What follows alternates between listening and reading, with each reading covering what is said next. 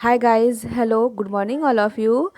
I am Sonali, welcome to study lover Sona. कैसे हो आप लोग? आई होप आप लोग की स्टडी अच्छी चल रही होगी। सॉरी, हम मैं थोड़ा बहुत दिनों के बाद आई हूँ।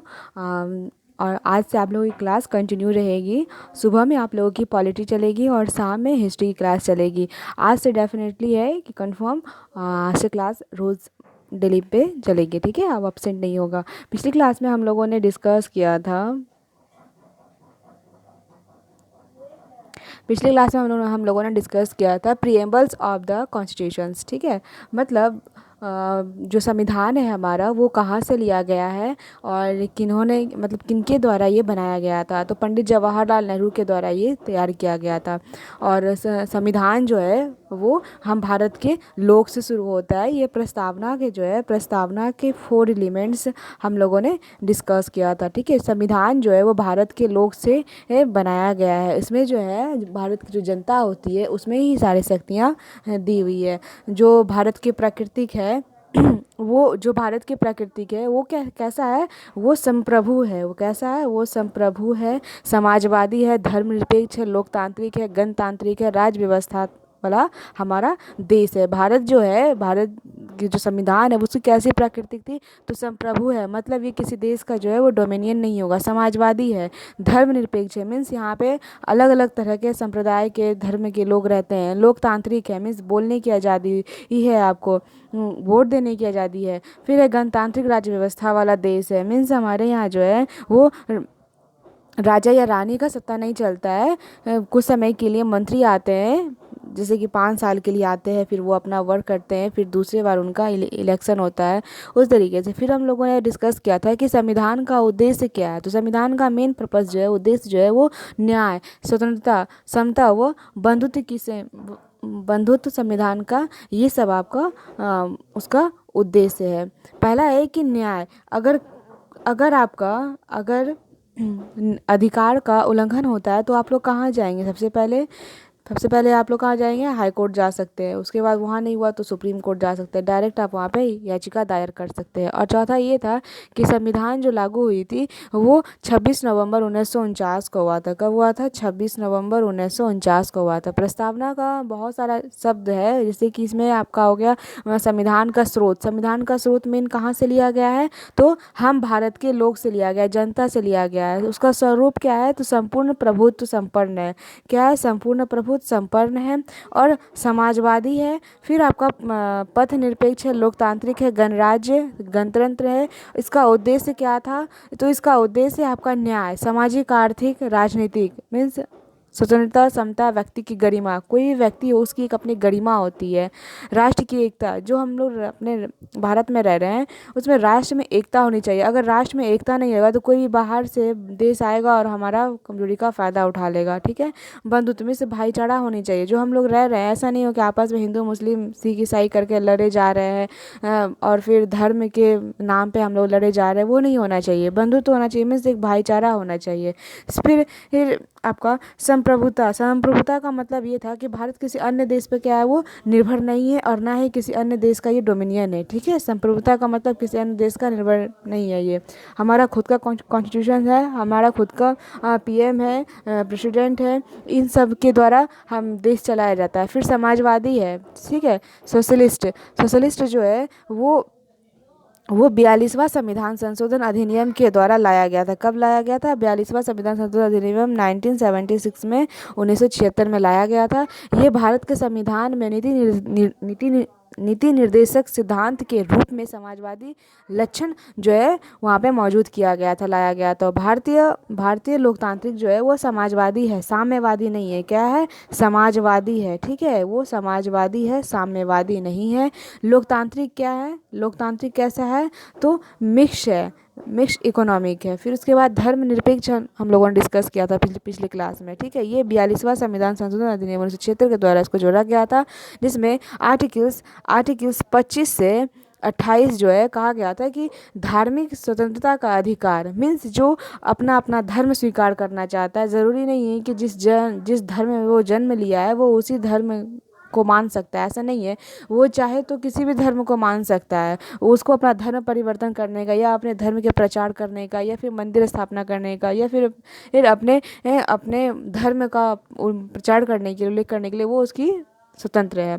हाँ, और हमारा देश में वैसे ही बहुत सारे धर्म के लोग रहते हैं। फिर हम लोगों ने नेक्स्ट में डिस्कस करा था कि लोकतांत्रिक के बारे में, डेमोक्रेटिक, ठीक है। जितनी भी जो शक्तियाँ होती है वो जनता के हाथ में होती है, मीन्स जो भारत के लोग होते हैं उनके हाथ में होती है। उसको भी जो है दो टाइप में डिवाइड किया गया था, ठीक है। इसको दो टाइप में डिवाइड किया गया था। पहला था आपका डायरेक्ट, ठीक है। पहला है आपका डायरेक्ट और दूसरा है आपका इनडायरेक्ट, ठीक है। इनडायरेक्ट है। इनडायरेक्ट में क्या होता है कि लोग के द्वारा चुने गए प्रतिनिधित्व होते हैं, उनके हाथ में सारी शक्तियाँ होती है। जो लोगों के द्वारा चुना जाता है और प्रतिनिधि बनती है वो आपका इनडायरेक्ट होता है। और डायरेक्ट में जो होते हैं लोकतंत्र में, लोग अपनी शक्ति का इस्तेमाल करके जो है यूज़ करके प्रत्यक्ष रूप से चुनते हैं। जैसे कि आपका एग्जांपल में ये आ गया आपका स्विट्ज़रलैंड, ठीक है। ये आपका स्विट्ज़रलैंड हो गया। और इनडायरेक्ट में आपका भारत हो गया, ठीक है। ये भारत हो गया, यूएसए हो गया। ये हम लोगों ने पिछली क्लास में डिस्कस करा था। अब हम लोग डिस्कस करेंगे कि जो गणतंत्र है, ये सब जो है ना आपका प्रिएम्बल्स में दिया गया है कि जिस जिस शब्द का उच्चारण किया गया वो शब्द का हम लोग मीनिंग डिस्कस कर रहे हैं कि वो उसका मतलब क्या होता है। जैसे गणतंत्र हो गया, गणराज्य, दोनों का मतलब एक ही होता है। तो ये जो लोकतांत्रिक राज्य व्यवस्था जो है, इसमें राजशाही होती है, दूसरा गणतंत्र होता है। गणतंत्र में हमारा भारत आता है, राजशाही में आपका ब्रिटेन हो गया। राजशाही में क्या होता है कि राज्य का जो प्रमुख होता है वो उत्तराधिकारी, जैसे कि राजा रानी, ये सब राजा रानी के द्वारा वहाँ पे शासन चलाया जाता है। और उनकी कानून जो होती है, मीन्स जो बोल दिया गया वो कानून बन गया, मतलब लिखित संविधान नहीं है वो अलिखित संविधान होती है। यहाँ पे कैसा कॉन्स्टिट्यूशन होता है, तो यहाँ पे रिटर्न नहीं होगा आपका। फिर गणतंत्र में क्या होता है, गणतंत्र में राज्य प्रमुख होगा। कौन होता है इसमें, राज्य प्रमुख होता है। और हमेशा के लिए ये प्रत्यक्ष या अप्रत्यक्ष रूप के समय के लिए, एक निश्चित समय के लिए आता है। जैसे कि आपका पीएम हो गया, 5 साल के लिए आते हैं वो। फिर आपका सीएम हो गया, वो भी 5 साल के लिए आते हैं, वो इलेक्ट हो के आते हैं। फिर 5 साल के बाद न्यू फिर इलेक्शन होता है, इलेक्शन कमीशन जो है वो करवाते हैं, उसके बाद वो फिर अपने सत्ता में आते हैं। तो ये हम लोग देखते हैं गणतंत्र में। तो गणतंत्र में हमारा कौन है, भारत हो गया, अमेरिका हो गया। दूसरा है हमारा जस्टिस, न्याय, ठीक है। न्याय जो है वो 3 प्रकार में उसको डिवाइड कर दिया गया है।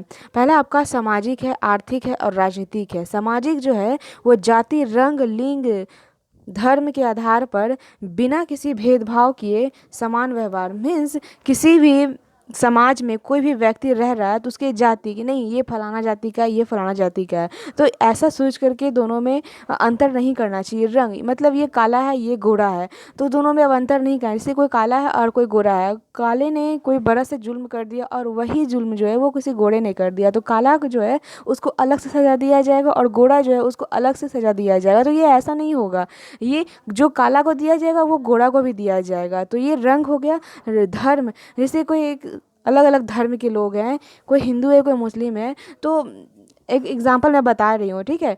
अगर कोई हिंदू है, कोई मुस्लिम है, तो अगर मुस्लिम ने कोई मतलब मर्डर कर दिया है और वही मर्डर सेम किसी हिंदू ने किया है, तो जो सज़ा मुस्लिम को दिया जाएगा वही सज़ा आपको हिंदू को दिया जाएगा, ठीक है। जैसे हिंदू में ही ले लेते हैं, जैसे कोई यादव है, अगर उसको दिया गया है धर्म में सज़ा, तो वही सज़ा जो है किसी अदर कास्ट को दिया जाएगा।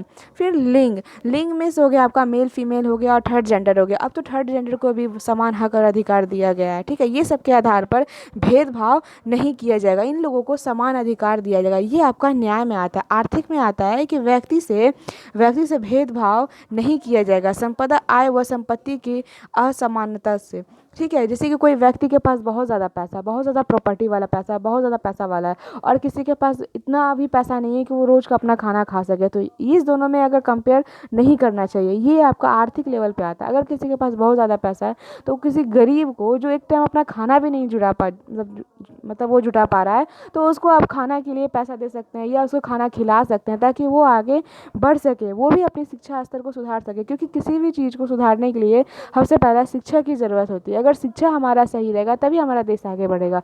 तो अगर आप लोगों के पास ज़रा सा भी लगे कि हाँ मेरे पास इतने पैसे हैं, अगर मैं दूसरे को दे करके मदद कर सकता हूँ या कर सकती हूँ, तो आप उन लोगों का मदद कीजिए आगे, ठीक है। राजनीतिक हो गया, हर व्यक्ति जो है, सभी व्यक्ति को, जरूरी नहीं है कोई सत्ता में है उन्हीं को राजनीति करने का अधिकार है। भारत के हर नागरिक को राजनीति करने का अधिकार है। हर व्यक्ति को समान राजनीतिक अधिकार प्राप्त है, ठीक है। वो समान रूप से वो राजनीति कर सकता है। फिर आपका नेक्स्ट टॉपिक है आपका स्वतंत्रता, ठीक है। स्वतंत्रता का मतलब ये होता है, इसका अर्थ ये हो गया आपका कि लोग की जो भी गतिविधियाँ होती है वो किसी भी प्रकार की रोक टोक की अपसेंट में तथा साथ ही व्यक्ति के विकास के लिए अवसर प्रदान करता है। मीन्स कोई भी व्यक्ति हो, ठीक है, उसको एक अवसर प्रदान करता है स्वतंत्रता। प्रस्तावना में मतलब ये कहा गया है कि हर व्यक्ति के लिए मौलिक अधिकार के जरिए अभिव्यक्ति, विश्वास, धर्म और उपासना की स्वतंत्रता सुरक्षित करती है। अगर इसका हनन होता है तो आप कानून का दरवाज़ा खटखटा सकते हैं। जैसे कि प्रस्तावना में कहा गया है कि भारतीय लोकतंत्र की व्यवस्था को सफलतापूर्वक चलाने के लिए स्वतंत्रता आवश्यक है, ठीक है। किसी भी लोकतांत्रिक को चलाने के लिए, किसी व्यवस्था जो लोकतांत्रिक व्यवस्था है उसको सफलतापूर्वक चलाने के लिए स्वतंत्रता जो है आवश्यक है। हालांकि स्वतंत्रता का अभिप्राय यह नहीं है कि हर व्यक्ति को कुछ भी बोलने का लाइसेंस मिल गया हो, ठीक है। स्वतंत्रता का मतलब ये नहीं है कि कोई भी व्यक्ति खुलेआम किसी को गाली दे रहा है, किसी को मतलब कुछ भी ऊटपटांग सा बोल रहा हो, तो ये जो है उसको वो स्वतंत्रता नहीं मिली हुई है। हर व्यक्ति को जो कुछ भी बोलने का लाइसेंस नहीं मिला हुआ है। स्वतंत्रता का अधिकार का इस्तेमाल संविधान में लिखी हुई सीमाओं के भीतर ही किया जा सकता है। मतलब क्या, मतलब आप कह सकते हैं कि प्रस्तावना में प्रदत्त स्वतंत्रता एवं मौलिक अधिकार शर्त रहित है। मीन्स इसमें पूरा शर्त नहीं दिया गया है कि आप जो है इतना सा ही मतलब बोल सकते हैं। मतलब आपको बोलना है, बोलने का अधिकार है, लेकिन वो लिमिट में बोलना है। जो संविधान में लिखा गया है उतना सा लिमिट में बोलना।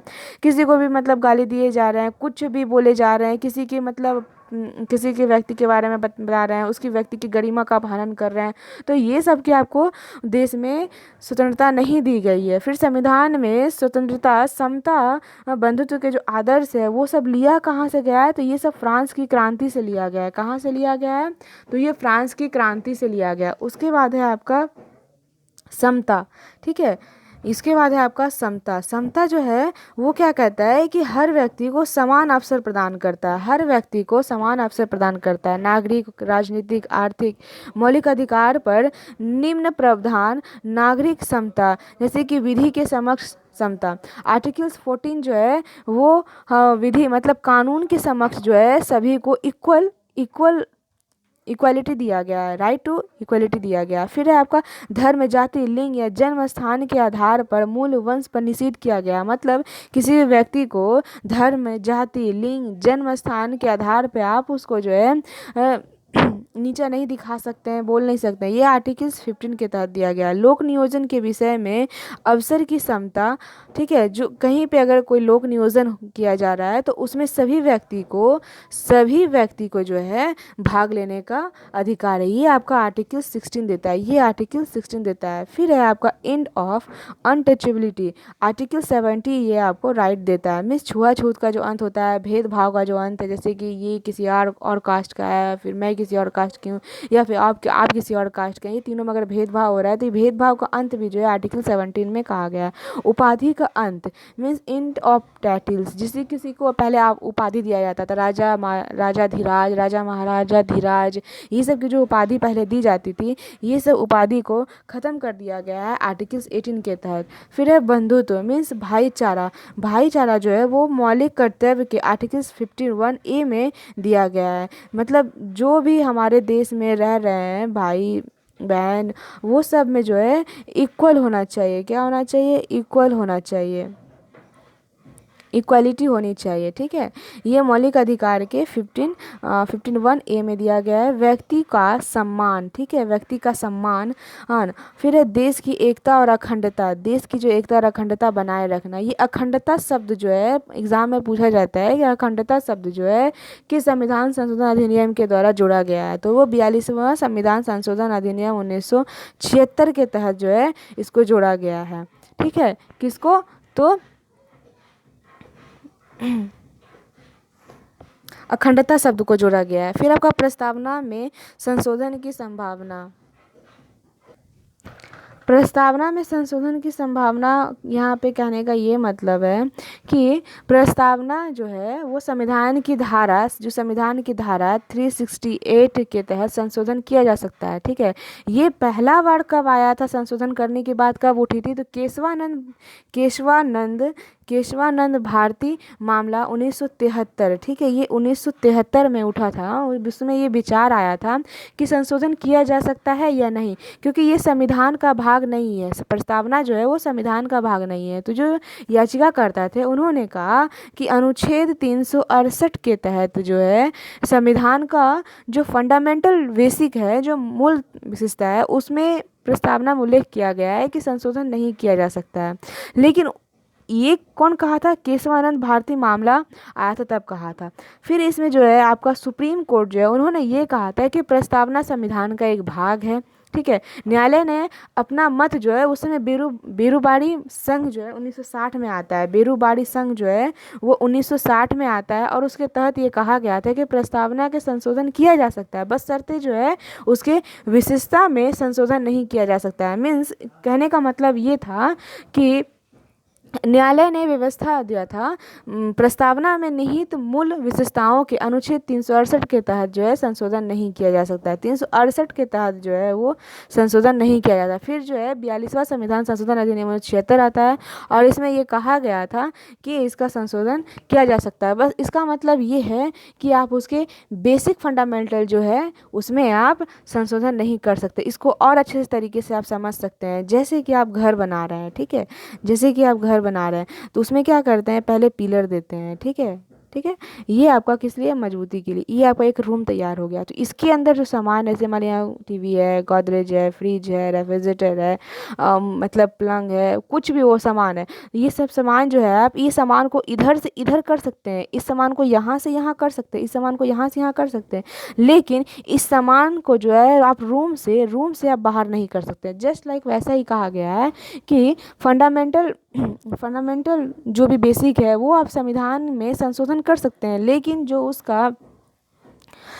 उसका मेन है वो उसको आप संशोधन नहीं कर सकते हैं। ठीक है, और 42वां संविधान संशोधन अधिनियम के तहत जो है 3 शब्द को जोड़ा गया था। पहला शब्द जो है आपका समाजवादी जोड़ा गया था, समाजवादी, दूसरा धर्मनिरपेक्ष और तीसरा अखंडता शब्द को जोड़ा गया था। कैसे कहा जाएगा कि समाजवादी शब्द जो है किस संविधान संशोधन अधिनियम तक के तहत जोड़ा गया था। क्वेश्चन ये आ चुका है, बीपीएससी में भी आया हुआ क्वेश्चन है।